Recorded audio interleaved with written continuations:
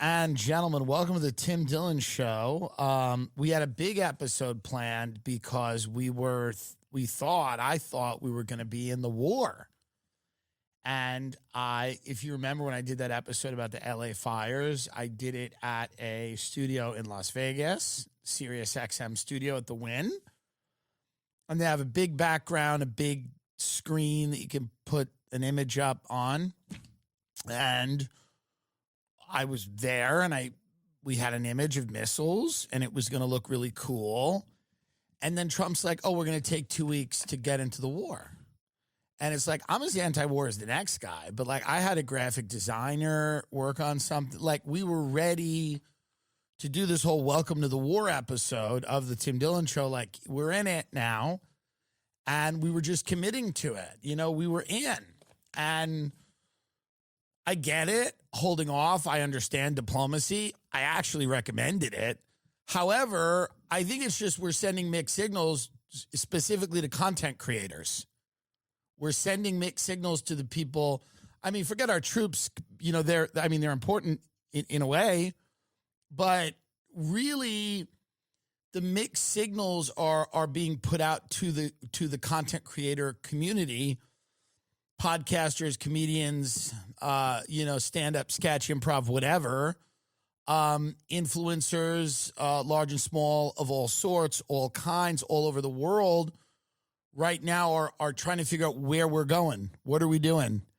And I thought we were in, and I had a studio booked, and I had an entire thing planned, and now we're out.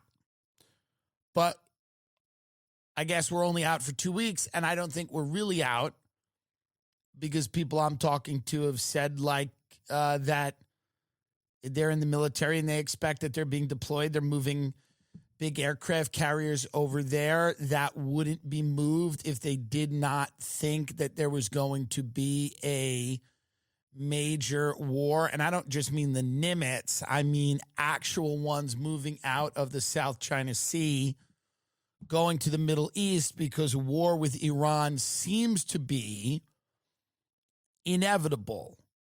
It seems to be an inevitability. Now, I don't know if that's true. The only thing I know is I got into podcasting to be Israel's biggest defender in podcasting. That's why I started a podcast. That's all I know. And me and Ted Cruz are the same in that. But other than that, I don't know much else. I know that Israel recently came out and said, we got to get rid of the Ayatollah Khomeini. The Ayatollah must go. So it's a very odd picture, right? Because you have like Trump going like, diplomacy, we're going to make a deal. And then you have Israel going, we're going to kill everyone.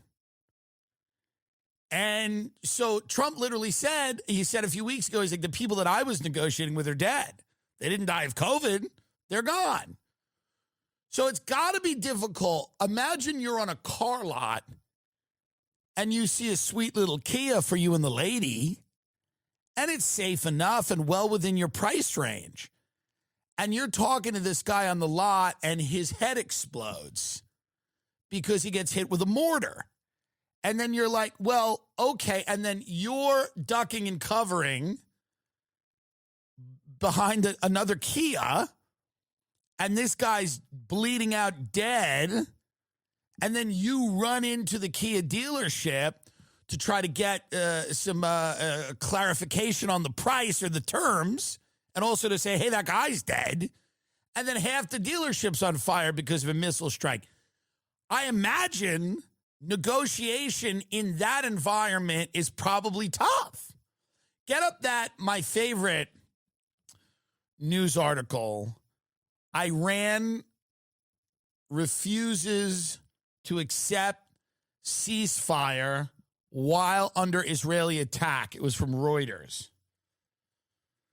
This is the most amazing article. Yeah, Iran rejects ceasefire negotiations while under Israeli attack. What's wrong with them? So we're beyond parity. I just want everyone to realize that at this point. We're actually beyond parity. It's no longer satirical. I don't know how to do a comedy show if this is a headline in Reuters. I don't know how to be funny about that headline, what could I say that would be better than that? Iran rejects ceasefire negotiations while under Israeli attack. And people I know, influencers, are putting it out and going, see how unreasonable they're being. It's like, well, you're in a war. I mean, you're attacking them. Israel has supremacy over their airspace. They're doing well, I believe, but I believe Israel's weapons will run out eventually and that they will need to be restocked by yours truly, the United States. And again, this is all about the Iranian nuclear capability, which I and many others, again, there's not smoking gun evidence that Iran is a day away from having a nuke or a month away from having a nuke. Iran is enriching uranium as per Vice President Vance. And of course, enriched uranium is used, when you enrich it past a certain point, it's used for, weaponized purposes. That being said, this isn't exactly a new thing that Iran's trying to get a nuke, right? We've been told this for a very long time. And I'm not saying they're not. I'm not an omniscient, godlike presence. We were told Saddam Hussein had weapons of mass destruction. We're told that there's Iranian sleeper cells all over the USA. Maybe there are. We're told that Iran has tried to assassinate the president of the United States on multiple occasions. Now, all of this is basically that you have to take people's word for it. Very little of it is like, well, here's the smoking gun evidence that we have. A lot of it is like, hey, and by the way, I have no problem thinking Iran would want the president dead if they could wave a wand and make it happen, or if Iran would like to establish a caliphate. Iran pops a lot of shit. Death to America, death to Israel, the great Satan, the little Satan, the whole thing. We know that. But actively, I don't feel that Iran is close to attacking Manhattan. That's not just going off pure vibes, as I must occasionally. Going off pure vibes, I don't believe that Iran is going to invade the United States or fire a missile at the United States of America and sign its death warrant. Iran probably wants the bomb so that people can not do what they're doing now. This is a guess. Now, Saudi Arabia, who's kind of in league with us in Israel, God bless, hope everyone's happy. But Saudi Arabia is like, they're doing some Hitler shit in the Middle East. You don't get it.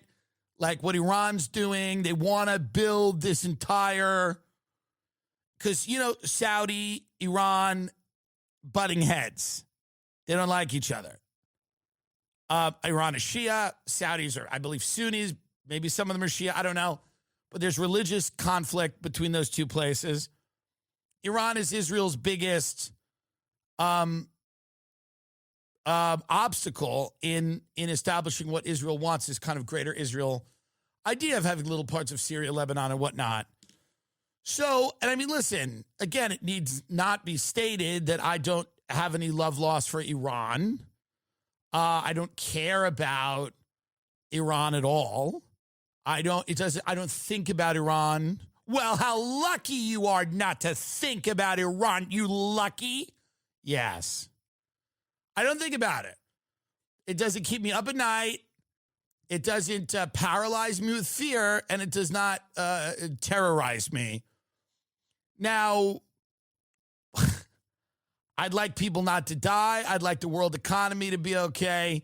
If there is a regime change, hopefully this one works. Hopefully this one's quick. Hopefully this one's in and out, light touch, because the others haven't been that great. Can we just be honest about that? The other regime changes. The Taliban's back. Who the fuck knows what's going on in Iraq? Syria is being run by ISIS. Libya's a failed state. You got 90 million people in Iran. It's not so easy to just wave a magic wand and go, by the way, you're all pro-Western and pro-Israel. Now, I know a lot of people are saying, they're going, well, these Iranians actually don't like the regime. And I bet that's true because the regime sucks. The Iranian regime sucks. They have these virtue police. They throw acid on women or hit them with a stick or put them in jail. In Beverly Hills, they had that photo of that chick who she walked out without the hijab and they went nuts and everybody was having a couple of months ago, they had some like things in Beverly Hills, some like protests, and I was all about it. I mean, I don't stop or anything. I drive by in my Rolls Royce. They don't want me there. What am I going to do? But Iranian Jews in Beverly Hills were gathering to protest the treatment of that woman, and I agreed. I'd do the fist as I drove by. And I agree with them on that thing about that woman and whatever happened. Not good. Let her out. I think she might be out. Or stop burning her. Whatever they're doing, I'm for it. Against it. I'm for them being against it. Listen to what I'm saying. I'm not in any way to put that, I don't want to throw acid on that woman. I don't even know that woman. So, yes, when the Jews in Beverly Hills were going nuts, and these are the Aladdin Jews, the Sephardic ones, the brown ones, the ones I like because they have the bright colors. I was with them, and I'm still with them. But I don't know if everyone in Iran is going to be into it. That's what I'm saying. I just don't think they're going to be into it, if I had to guess. Now, maybe I was wrong. Now, I was wrong. I'm willing to admit I'm wrong. There's a crowd of people here that seem very excited about U.S. arrival into this war. This is a crowd of people that is incredibly excited about the United States and Israel and this upcoming war. They are jazzed about it. They're into it. Let's look at some of the fun people that we are now going to own soon if we invade their country.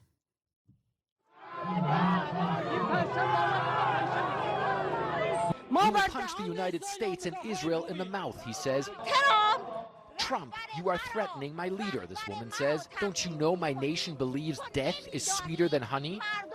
What do you have, Israel? He says. You have nothing. You are occupiers, unreligious. You're killing people, killing women. You kill everyone. You're terrorists.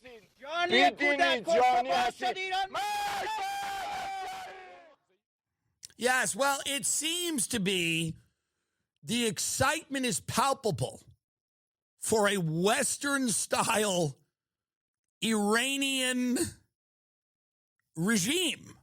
This seemed, and there's 90 million people, so obviously there are varied opinions. There's the younger, more progressive people. There's whatever the hell we just saw. There's a spectrum of people, and it will be fun weeding out who feels what way, because there's only 90 million of them. So the fun of this whole thing will be who feels which way, and we'll get to do that over a period of years with explosions and weaponry, and we'll, it's kind of a door-to-door. And then some of the people who might have liked that, think of how people in our country, have you ever had a friend that did this? Went from far to the left, far to the right, far to the left? I've had those friends. Isn't it interesting? Extremism is always its own justification. So people that go really far off the deep end can swing back the other way. A big whore becomes religious and then is a whore again. Well, what does that mean? Extremism can breed extremism, and then a pendulum will swing from one way to the next. Some very progressive people end up being very right-wing. It's in every area of life. It's not only politics, okay? Look at addicts that go from using drugs every single day to being sober, and then who knows, God forbid they end up back on drugs. We don't know what's going to happen. So it's very possible that some of these younger progressive, we love America and Israel types decide at some point that actually they were wrong after they've seen enough of their friends and family die, that actually they become deeply religious and hate us. You know what I mean? Like, we don't know which way it's going to go. You never know when you have a country of 90 million people that's been under the grips of this Ayatollah who's a nut, but he's, and they have an iron fist on that country, and then we let it up. We don't know what's going to happen. Now, it would be lovely if it all worked out. It would be lovely if it all worked out. It would be really nice if it all worked out. If you went to Iran, which, by the way, is like the surface of Mars. Steve Bannon said that, and he was right.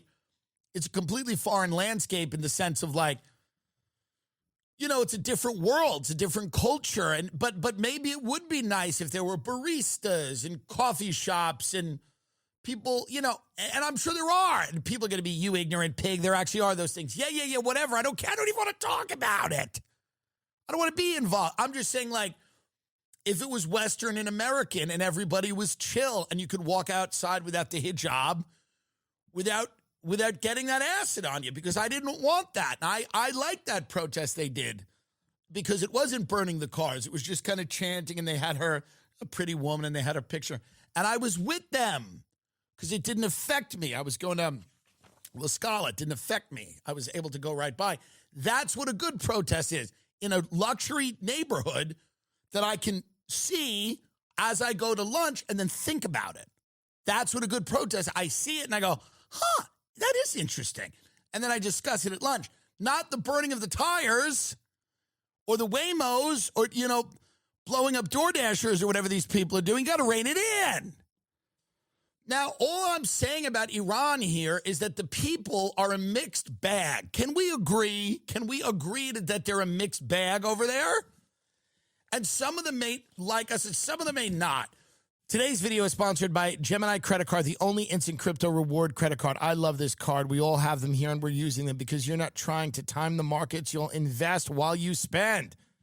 You get 3% back on dining, 2% on groceries, 1% on everything else. Plus, you get 4% back on gas and transportation up to $300 a month. The best part, the rewards are instant. So you can benefit from any price appreciation. Bitcoin rewards earned and held for 1 year on the Gemini credit card have appreciated 176% on average. This World Elite MasterCard has no annual fees. See rates and fees in the description for more info. The card is sleek, stainless steel, no number, and 4 color options: black, silver, rose gold, or Bitcoin orange. I'm telling you right now, you got to sign up.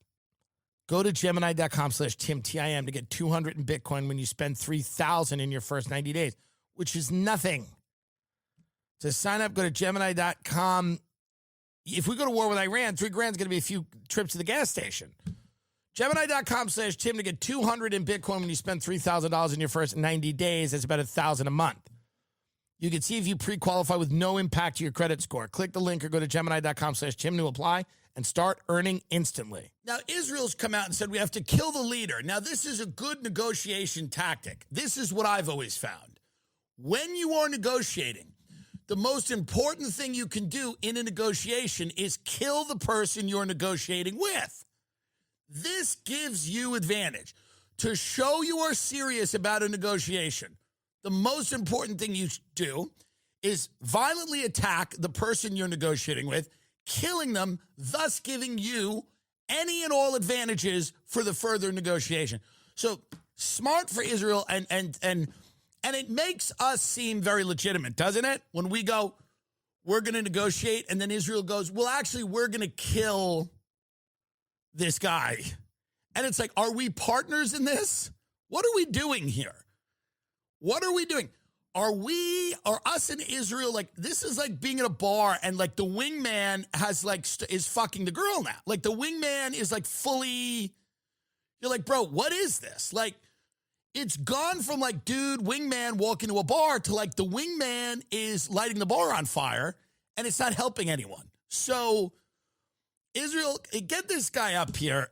This guy says that the supreme leader of Iran must go, the Ayatollah Khomeini, and this is, they're just saying this in the middle of these negotiations.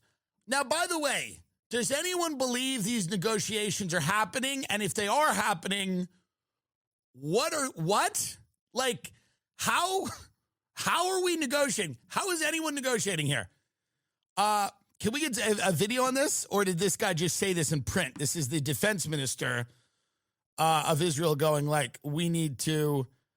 Okay, let's watch Netanyahu do it. Let's see it from Netanyahu saying we got to get rid of this guy because it would be good. Our friends over at Global News. Let's see what Netanyahu is saying. Give it a little volume. We had the peace talks. We gave it a chance. We've clenched our teeth. We did everything we could to enable President Trump to negotiate the desired result, and that would have been preferable for us and I think for everyone. Right. But we saw in the course of the negotiations, while they were negotiating with the United States, you attacked the supreme leader of Iran, Ayatollah Khamenei, tweeted almost every day, "Death to Israel." The talks were merely a facade. But that's his catchphrase. Listen, they're confusing a catchphrase with a policy. This is the problem. Death to Israel is his catchphrase. I mean, have you ever seen Larry the Cable Guy? Get her done, get her done. Larry the Cable Guy. A catchphrase is a thing that doesn't necessarily suggest a policy. Death to Israel is the Ayatollah's catchphrase. It's his like comfort little, what do they call it when someone's autistic? Stimming? Vocal stim. What? That's his stimming. Don't stigmatize mental health. He's writing death to Israel, but he's, what is it? A stim. Stimming. Defense Minister Israel Katz issued his strongest, by the way, hilarious name. Defense Minister Israel Katz issued his strongest threat yet to assassinate the Ayatollah, saying Tehran's supreme leader cannot continue to exist. What if in the middle of a negotiation at Kia, you just looked at the guy and went, you cannot continue to exist? The guy would go, this seems odd. I thought we were trying to find like common ground on the price of this sportage. But I'll tell you this, I'm all for peace. I'm hoping, and I want human rights. I thought about this today. I said human rights and peace. That's my position. Your move, everyone else. And what's good about that position I have there, human rights and peace, is that no matter which way this goes, we won't get either. There will be no peace, and then the human rights probably is not going to happen. Now, what's going on in Gaza? Because here's what I would love. Perhaps we're not paying attention to Gaza. We're all thinking about Iran, and maybe Gaza's getting better. Is that happening? Are the people that are starving in Gaza now, is it better? Do they have food, or is it, or what is happening over there? Now, Israel tanks kill 59 people in Gaza crowd trying to get food. Well, not ideal. Not ideal. And this is from that Hamas rag Reuters.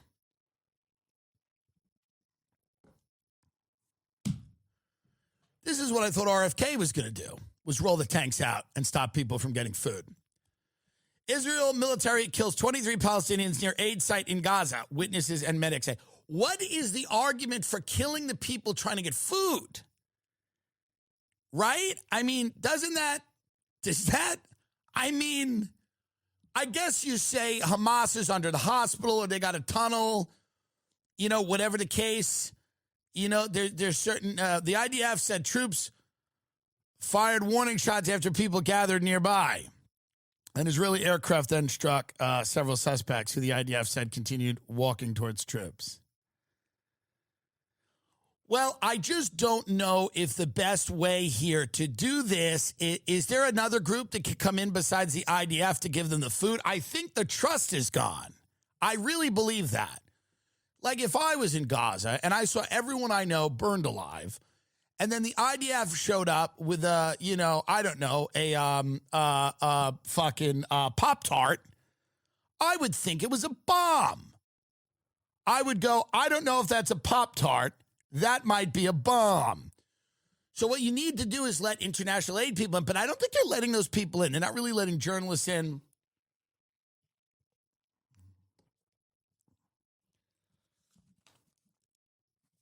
I hope everything. I hope everything. Let's listen to Trump here, because Tulsi Gabbard, our friend Tulsi Gabbard, aloha, Tulsi, is now apparently on the ice, on the outs with Trump, although there's reports that that's not true, but then people are saying it's true. This seems like it might be true. Let's watch Donald Trump here. And I think within a matter of weeks, or certainly within a matter of months, they're going to be able to have a nuclear weapon. We can't let that happen. I was very much opposed to Iraq. I said it loud and clear, but I was a civilian, but I guess I got a lot of publicity. But I was very much opposed to the Iraq war. And I actually did say, don't go in, don't go in, don't go in. But I said, if you're going to go in, keep the oil. But they didn't do that. What intelligence do you have that Iran is building a nuclear weapon? Your intelligence community has said they have no evidence that they are at this point. Well, then my intelligence community is wrong. Who in the intelligence community said that? Your director of national intelligence, Tulsi Gabbard. She's wrong. I do think an Iran conflict, if it is prolonged, if it is in any way a destabilizing force, which how could it not be, right? It will cause a semi-permanent rift in his coalition of his fans. I think a lot of his fans want an America first foreign policy that's maybe not quite isolationism, but certainly not being engaged in the world militarily in the way that an Iran conflict could potentially be. I mean, it might be quick, fast, in and out. You talk to people and they're like, the thing is, they just need to get that area that Iran's enriching this Fordham area, whatever they call it. I keep thinking of Fordham, the college in the Bronx. I'm like, I think that's more dangerous but this area is deep underground. It's like 30 meters underground or something. So in order to get it, we need those bunker busting bombs, and Israel doesn't have them, and they don't have the planes to fly them. But there's Israeli special forces probably on the ground right now, and I think our people are telling them this is how you can maybe get in and blow the whole thing up if you can get in that area. But we know that area is probably very tightly guarded. So what you're going to need is some of these bunker busting bombs. Iran built its most critical nuclear enrichment facility, Fordo, deep inside a mountain to shield it from attacks. But the United States has a bomb that experts think could probably reach the subterranean site. President Trump is considering a plan to use it. Only the U.S. military has a 30,000-pound GBU-57, or massive ordnance penetrator, that may be able to destroy Fordo, and it is the only armed force with aircraft that can carry out such a mission with it. So this is what they want now, but they also want the Ayatollah gone. They want the regime gone. They're encouraging people to rise up in the streets. People are talking to the Shah's son. Get up the Shah's son, Pahlavi's son, because people are talking to him, going like, some of the expats are talking to him. Here we are. Meet the lesser-known son of Iran's last Shah, calling for a regime change. So this guy becomes like our Ahmed Chalabi. If you're old enough to remember Iraq, there was this guy, Ahmed Chalabi, and he went and said, we're greeted as liberators. The regime's going to fall immediately. It's all going to be okay. Now, in these things, the regime falls quickly, and then it gets fun, because now you just have the population. So maybe it works, maybe it doesn't. Reza Pahlavi, the exiled son of the last Shah of Iran, Mohammad Reza Shah, was until recently a figure with little to no say in Iranian affairs. He now makes regular appearances on TV and is calling for a regime change in Iran. He said, quote, the Islamic Republic has come to an end and is collapsing, adding, the future is bright, and together we will turn the page of history. And by the way, if this all works, how lovely. How lovely to have a progressive Western people in there. And by the way, but we've said this about all of those places. Like, wouldn't it be nice to not have a theocracy? But see if you can get him. Where does he live? He probably lives here, right? In Los Angeles? I bet he lives here, but I could be wrong. Where does he live? London? I'm wondering where that guy lives, because Los Angeles has the largest population of the Iranians outside of Iran. Persians. Oh, he lives in Bethesda, Maryland. Oh, okay. So it's right. CIA. Thank you. He's right. But he's involved in the government, of course. But you don't live in Bethesda, Maryland if you're not involved. And there's nothing wrong with it. God bless him. God love him. But that's where he lives. I mean, he's not, But because his people are here. The Iranians are not in Bethesda. His people are in Beverly Hills. They're in Bel Air. They're in Westwood. That's where they are. That's why they call this place Tehrangeles. Have you ever heard that term, Tehrangeles? Yeah. That's because of all of the Persians. So emotions are running high here. A lot of chatter in the restaurants, chitter chatter. And that's why I stayed. I was going to go back to New York, but I wanted to hear some of the chitter chatter from the Persians. What's going on? What do we think's going to happen? Who knows? Let's see. This is kind of blurry, but it's okay. We might get an idea of it. It has reached its end and is in the process of collapsing. Khomeini, like a frightened rat, has gone into hiding underground and has lost control of the situation. What has begun is irreversible. The future is bright, and together we will pass through this sharp turn in history. In these difficult days, my heart is with all the unarmed citizens who have been harmed and have become victims of Khomeini's warmongering and delusions. For years, I have strived to prevent our homeland from being consumed by the fire of war. Is that his crib? That might be something. Oh, is that him? Oh, I don't know who that was. Did you know all fries and chips used to be cooked in tallow up until the 1990s when big corporations switched to cheap processed seed oils? Today, seed oils make up 20% of the average American daily calories, and recent studies have linked seed oils to metabolic health issues and inflammation in the body. Masa decided to do something about it. They created a tasty and delicious tortilla tip made with just 3 ingredients, no seed oils. Organic, nixtamalized corn, sea salt, and 100 grass-fed beef tallow, 100% grass-fed beef tallow. These chips don't only avoid all the bad stuff, they taste incredible too. Masa is crunchier, tastier, and sturdier than the other chips. Doesn't break in your guac.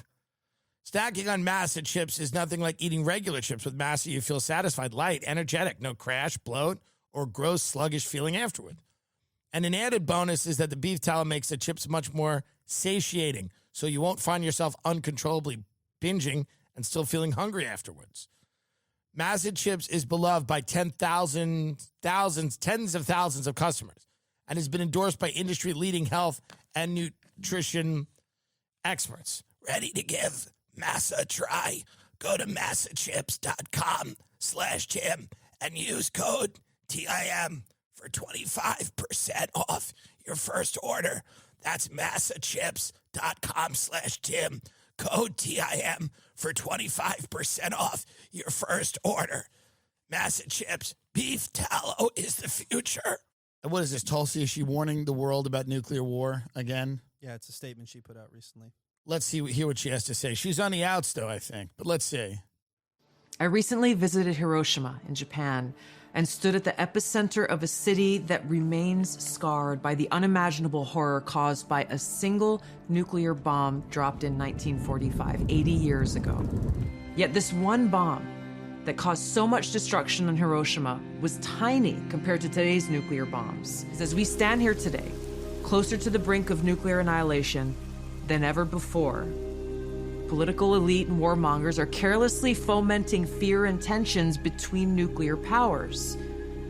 Perhaps it's because they are confident that they will have access to nuclear shelters for themselves and for their families that regular people won't. Yeah, I mean, I like her, but what is this? Like, you know, like it's like you're in the thing now. This is what these people have to stop doing. I understand that you're going against the deep state. Get her out of here. And this is some free advice. I know that she watches sometimes. So I'm with you, sister friend. Aloha. But you're in the thing now. You got to start calling people out, naming names. Stop this fucking, let's stop playing footsie with the bullshit here. Who's trying to get us into the thing? Name. Everyone up there is tongue-tied. They got Cash Patel on Rogan going like, humana. What is the thing here? Like, do these people have names? Can you not say them? Do these people exist? You're in it now. You're in it. If people are trying to start a nuclear war, arrest them. Tell us who they are. I know it's more complicated than this, but here's the deal. You can't have the benefit of the doubt anymore if you're in the thing. I know.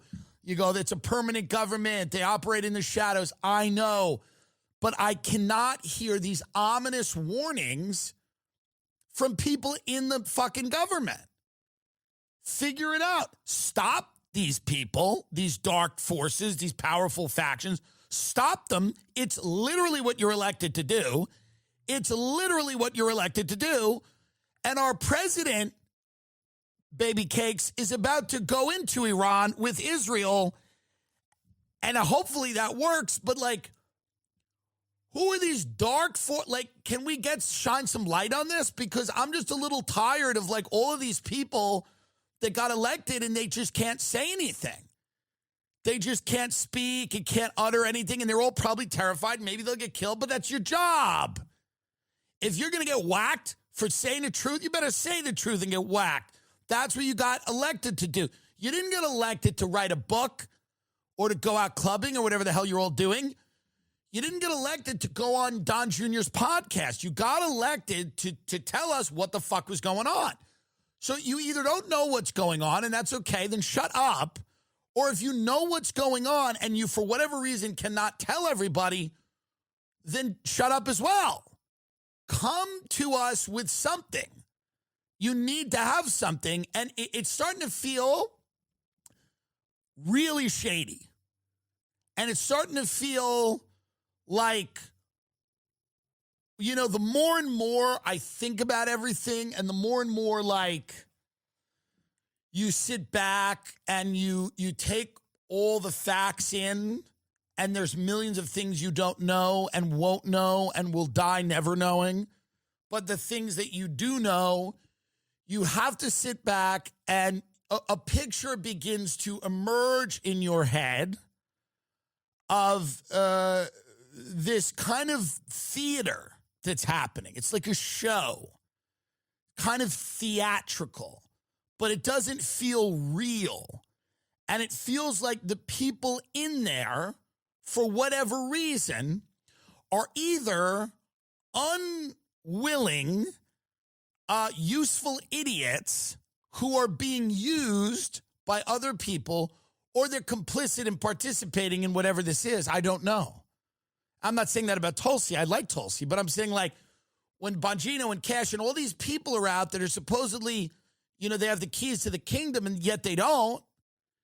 And what are we all supposed to do here? What are people supposed to do? Just go on vibes and like red hats are fun, or I'm happy that somebody with some chick with a dick isn't beating the girl in the swimming race.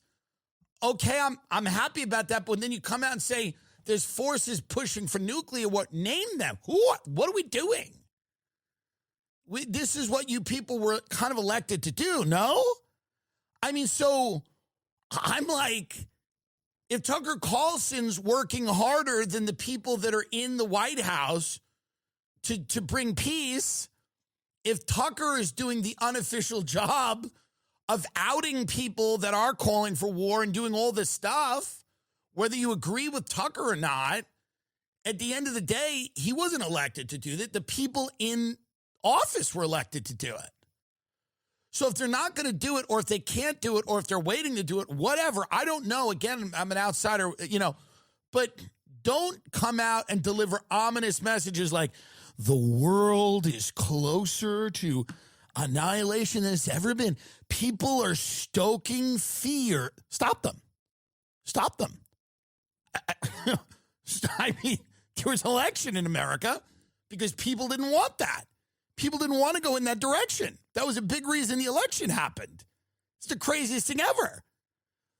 We're close to annihilation because there's people that are stoking fears and pushing nuclear power to, yeah, good. Stop that. You were elected to stop that. Or tell us who they are and go, this fucker's saying this, and we don't like this person now. Do I sound insane? I mean, you're listening, you're there. Do I sound crazy? No. I just don't understand. All these ominous messages from inside the castle. Tell us flash us a hand signal. Are you all captive? What the hell's going on? I mean, throw us a signal here. We're on the verge of war with Iran. What the fuck is happening? You people were elected to clean this shit up. I don't understand. Do Ukraine and Russia still blowing the shit out of each other? China's about to swallow Taiwan. I mean, I don't understand any of it. And I like Tulsi Gabbard a lot. I think I don't know her, but I've always gotten a good vibe and feeling from her.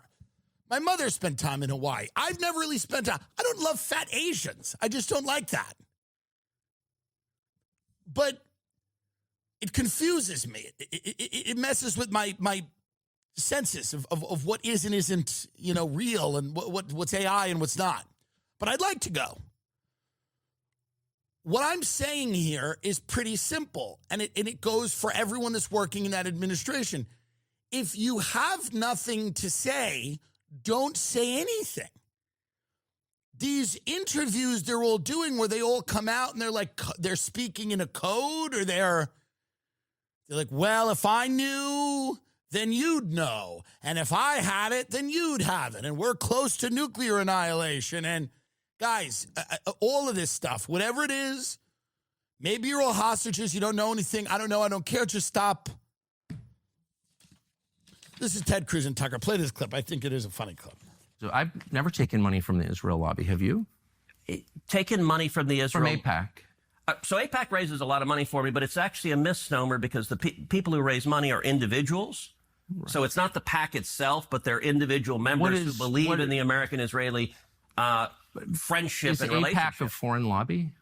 No, it's an American lobby. It's the AIPAC stands for the America-Israeli Political Action Committee. What does it lobby for? So, to be honest, not a whole lot effectively. Listen, I came into Congress 13 years ago with the stated intention of being the leading defender of Israel in the United States Senate. Great. And I've worked every day to do that. AIPAC, a lot of times, AIPAC, I wish were much more effective. Like, they're focused on online who are in the fever. All right. We get it.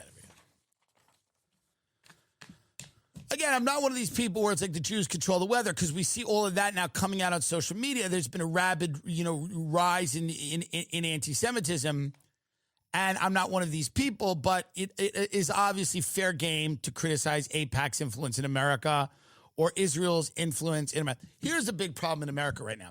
We have people in this country that are too racist, too homophobic, too anti-Semitic, and then we have people that are not racist, not homophobic, and not anti-Semitic enough. And I'm constantly on this seesaw oscillating. And the difficulties are, they just pile up. But if you want to prevent political extremism, which is my goal, I don't want to live in a country of psychopaths that are frothing at the mouth, that are trying to kill everybody all the time.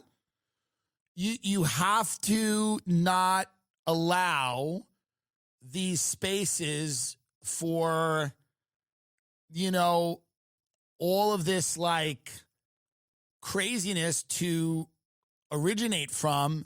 And these spaces are these ill-defined relationships that certain groups have with the way our government functions, be they AIPAC or whoever, or the Chinese Communist Party in Silicon Valley, or with Elon, or any of that stuff, right? There are all these and Qatar, the Free Press wrote a whole thing about Qatar. I found it to be a little amusing that the whole country is being run by Qatar. A bit hilarious. But the plane and all that stuff and building hotels in the Middle East, that also seems very shady. So when you don't have a full understanding of what these relationships are between these entities and political leaders in our country, everyone's going to assume the worst. And they're not necessarily wrong to assume the worst because it seems like a very corrupt landscape out there where people are influencing things.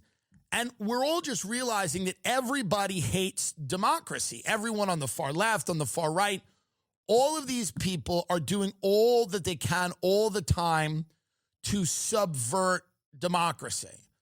When you have riots in the streets and people burning cars and using violence and things like that, I'm not pro-ICE raid. I'm saying that is a tactic that is supposed to intimidate people, and it's a tactic that's supposed to be the workaround for democracy. If you're going to come into a country with deep pockets and hand out money to every representative, that's a workaround around democracy, around what people voted for and what they wanted. So I know we have a close relationship with Israel. That's great. I don't have any issue with having an ally and having a close relationship. But if Britain was doing what Israel did in Gaza for the last 2 years, I would call into question that relationship. And I say, does it make sense for the United States to fund that behavior? Is this a good use of our money or time? Does this make any sense? Is this going to be good when we open the doors up to immigrants from the Middle East whose families we've paid to have killed? And then they come in here and perhaps justifiably want to commit acts of terrorism. Does that make any sense to anyone? Or do we hope they've all forgiven us by the time we're resettling them here? Perhaps they will have forgiven us. Maybe the food on the plane was good and they've forgiven us. I don't know. But this is how we do it. We blow everybody up and then open the doors and say, come on here and go live in the hotel. And hopefully everybody's happy and we bygones. We all forgot about that, right? That whole thing. We forgot about that. We're all good now. Have you seen the M&M store? We're all good. Seems like an insane way to run a country. Seems completely insane. Here are some recent wins and cases that have been in the news. I'm telling you, Broward woman wins $1.25 million after a Lyft driver ran over her foot in 2023. Florida jury awards man $3 million for defective airbag that caused serious injuries during crash. Morgan & Morgan represents several people affected by Jacksonville Airport garage fire. I love Morgan & Morgan. They're America's largest personal injury law firm, okay? They will represent you, and their fee is free unless they win. When you go to court, the insurance companies want jurors to think that the at-fault driver is the one paying the verdict amount. Meanwhile, it's really the insurance companies who are covering the cost. They want you to think it's the people, but it's actually the big fat cat insurance companies. A recent client in Pennsylvania just received $29 million. Insurer's best offer was $500,000. Another recent client in Florida received $20 million. Last offer was $0. There's a reason why Morgan & Morgan is America's largest injury law firm. Hiring the wrong firm, it could be disastrous. Hiring the right firm could substantially increase your settlement. With Morgan & Morgan, it's easy to get started, and their fee is free unless they win. Just click the link in the description box if you're watching on YouTube, or visit forthepeople.com/Tim. That's forthepeople.com/Tim. It's so important to make sure that if you are being wronged, you make it right. And Morgan & Morgan is going to make it right for you. You are owed money. Someone out there owes you money. Someone owes you money. I'm telling you. Start thinking. They do. Okay? forthepeople.com/Tim. This is a paid advertisement.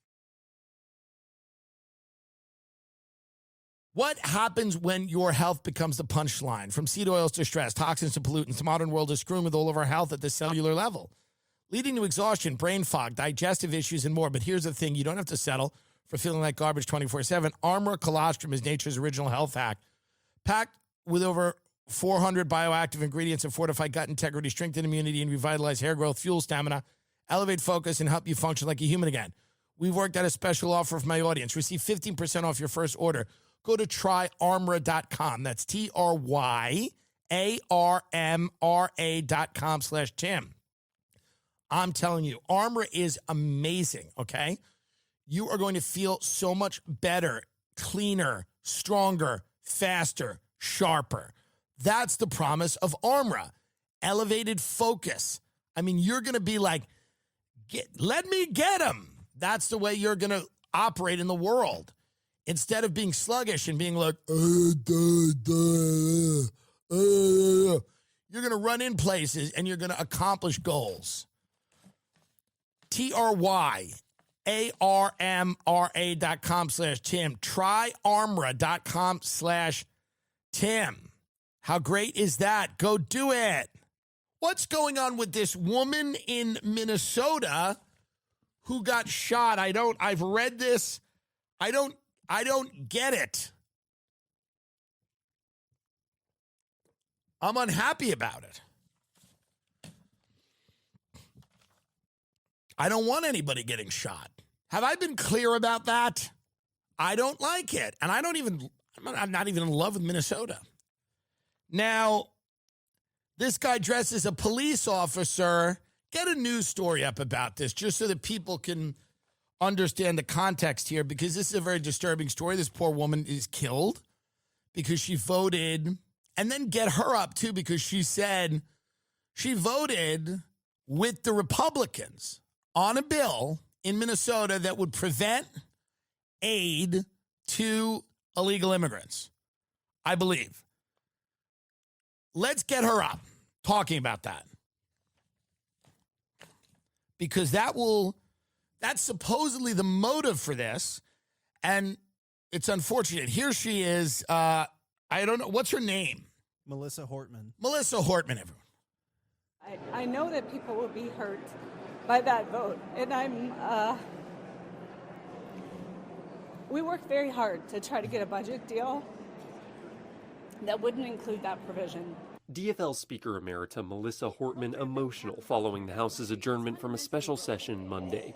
Hortman was the lone DFL lawmaker to cast a vote to cut Minnesota Care access for undocumented immigrants. It's a move she made with a heavy heart. I did what leaders do. I stepped up and I got the job done for the people of Minnesota. The bill was deeply unpopular with members of the DFL caucus. Members have repeatedly expressed frustration that the bill was part of a compromise, one that would ensure the necessary GOP votes to pass the rest of the state budget. We are tremendously disappointed and gut-wrenched at this decision, at this compromise that compromises our communities that are most vulnerable. Hortman knows she let down her own caucus members with the vote. They're right to be mad at me. I think some of them are pretty angry. I think that their job was to make folks who voted for that bill feel like crap, and I think that they succeeded. Over in the Senate, a similar situation unfolded. Senate Majority Leader Erin Murphy forced to vote for a bill she too disagreed with to uphold the integrity of their compromise. This one hurt. This one is a wound because of its reason. My colleagues across the aisle set this as their number one priority. Asked whether the move would drive a wedge between her and... all right. So let's just for a minute here. I don't know the bill. What I do find interesting about what animates people right now is that it's so clear to me, and it's obvious that when you have a issue like this that is contentious and people are angry on both sides, there's a lot of people that feel, as I do, that illegal immigrants are given preferential treatment over citizens when it comes to things like housing, food vouchers, getting cell phones, getting money. This is all absolutely true. In cities like New York, people are housed, and it's compassionate, but it also comes at the expense of the American taxpayer to give preferential treatment to people that are not here legally, that may be here, coming from another, fleeing a bad situation, or maybe just it's economic migration that they come in here.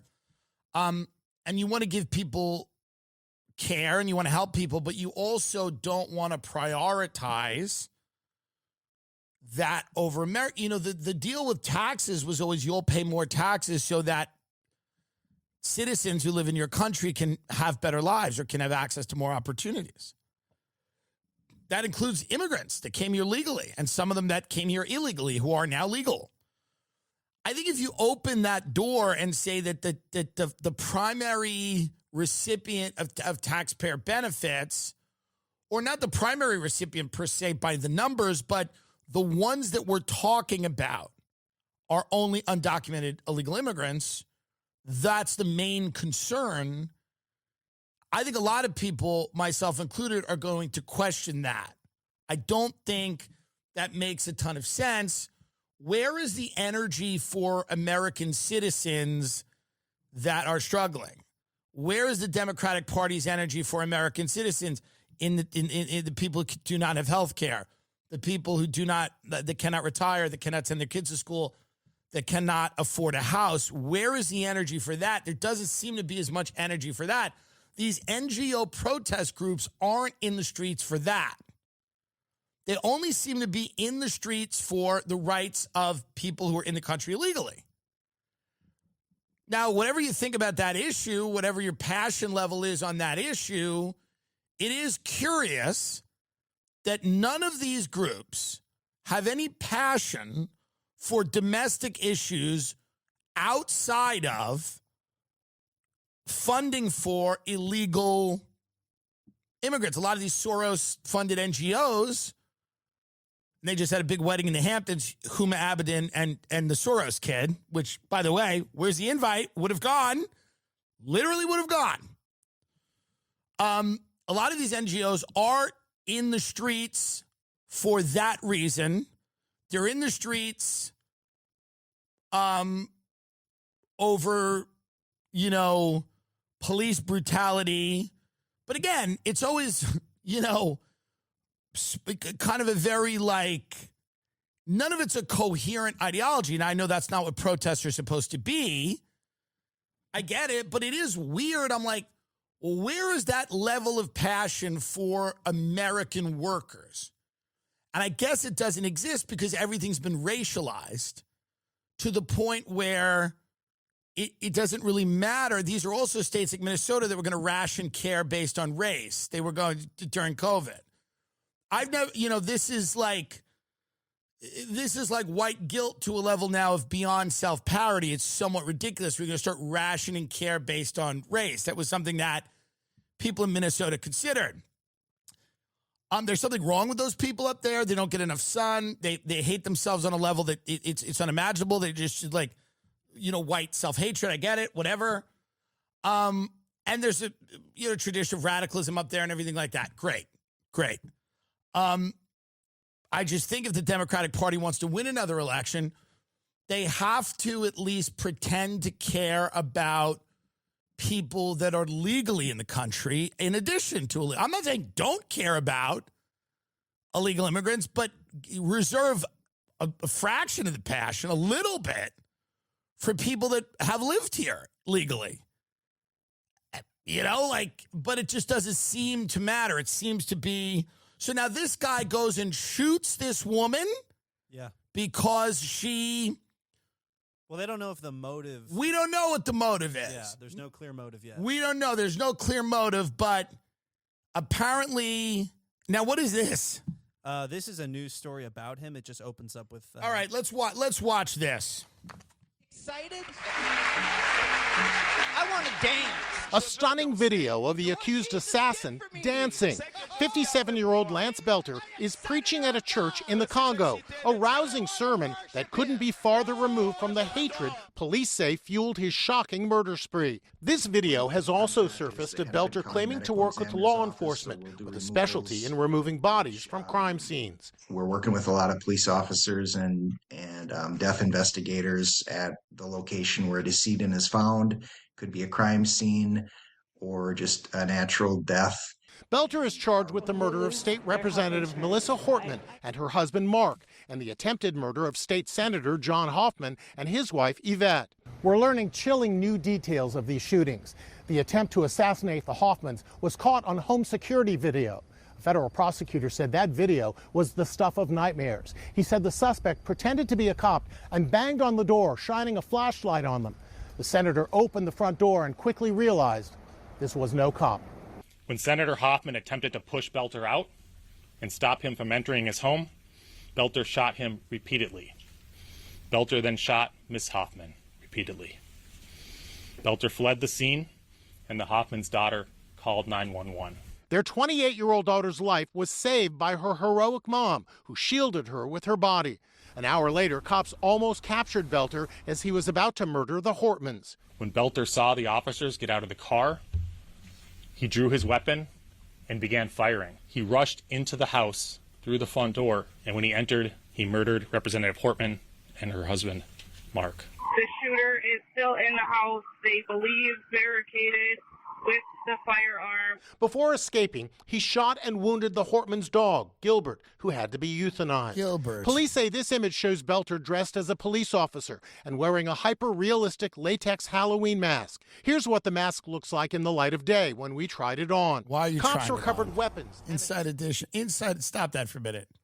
Inside Edition. What are we doing? Show that again. Inside Edition. Why are we doing this? I mean, Inside Edition, I expect more. I actually don't. Get the roommate up. Get his roommate who's like, that guy was a Trump supporter. Again, just to put all this together, I don't know anything about it, neither do you. Let's see what this guy has to say. Talk about his politics a little bit. I know that you had some discussions. I just wanted to talk. Well, everyone's calling him a Democrat. He's not a Democrat. He would be offended if people called him a Democrat. So, He's laughing, this guy.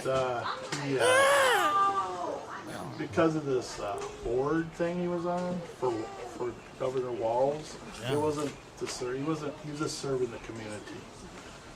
But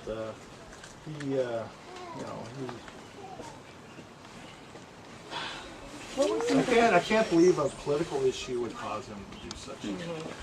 Did he ever bring up the senator or the representative who were targeted? Like I was saying, no, he never talked about them. I didn't know those people. I didn't recognize their names. Any politicians he mentioned? Well, he mentioned Nancy Pelosi. He didn't like Jim Walz. Tim Walz? Didn't like Jim Biden. But Tim Walz? What would you say about him? Well, I mean, nothing. It's just normal. Well, I don't like this that Tim Walz did this. I don't like that he did that. Did he mention the protests that were? He might have snapped. We don't know. All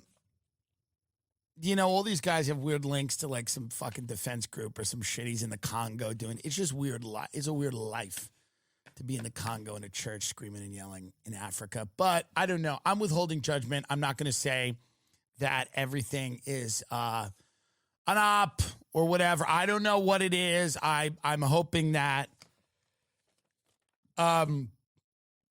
he's killed, right? They killed him? No, I think they took him into custody. Interesting. Interesting. Yeah. Yeah, they found him in a manhunt. He's in custody. Right. I remember that. So I don't know. Is his manifesto out? I don't think. Let me check. I don't think so. That was a big thing they were talking about. Yeah, I want that manifesto. Pretty soon in this country, you're going to go into a bookstore. It'll all be manifestos. There'll be nothing left. People don't have consistent politics, so it doesn't necessarily mean anything that he was a Trump supporter and then he just shot this chick. Like, who knows? I don't know. I don't think they're going to release his manifesto. They don't release these things, and this is a very important thing, obviously, to figure out why this guy did this and what his motive was. So, yeah, I don't think they have a manifesto. No, they're not going to have a manifesto. Can I just proffer a guess and actually, I actually think that there's a very good chance he was working for Iran?